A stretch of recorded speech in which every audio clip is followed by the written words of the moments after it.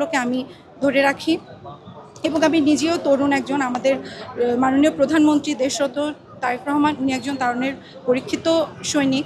সেই দিক থেকে আমি তরুণ হিসেবে জায়গাটি করে নিতে চাই এবং আমি আমার হাজব্যান্ডের সাথে কাজ করতে গিয়ে একটা এলাকায় একটা অনুধাবন করি যে 2,91,000 ভোটারের মধ্যে অর্ধেকই নারী।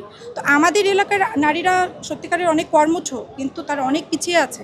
তো 31 দফার আলোকে যদি আমরা নারীদের জন্য কাজ করতে পারি, নারীদের উচ্চশিক্ষা, নারীদের কারিগরি শিক্ষাগুলো করতে পারি, তাহলে আমি আশা করি যে আমাদের আসনটি সাংগঠনিকভাবেও শক্তিশালী হবে এবং এগিয়ে যাবে। প্রধানমন্ত্রীর মুখোমুখি তো এবার প্রথম হয়েছে নাকি? জি না, আমি প্রথম তার মুখোমুখি হয়েছি। এটা আসলে দীর্ঘদিনের একটা অপেক্ষা। এটা আমাদের জন্য জয় পরাজয় থাকবে, একজন তো হবেই সেখান থেকে, কেউ না কেউ। কিন্তু আমরা খুবই আসলে খুশি, আমরা আপ্লুত এই দিনটা যে আজকে আমরা পেয়েছি এটার জন্য। প্রধানমন্ত্রীর মুখোমুখি হতে পেরেছেন, বিষয়টা আসলে কেমন লাগছে? এটা আসলে ভাষায় প্রকাশ করার মতো না। এটা অবশ্যই সহজ বিষয় নয়। এটা আমরা দীর্ঘদিন প্রতীক্ষিত একটা সময় পার করে আজকের দিনটাকে পেয়েছি। তো এটার অনুভূতিটা প্রকাশ করার মতো নয়। নাম এবং পরিচয়? আমি জলঢাকা উপজেলা থেকে এসেছি, নীলফামারী 3 আসন আমার। আমি ফাতারা জান্নাত দিশা। Thank you.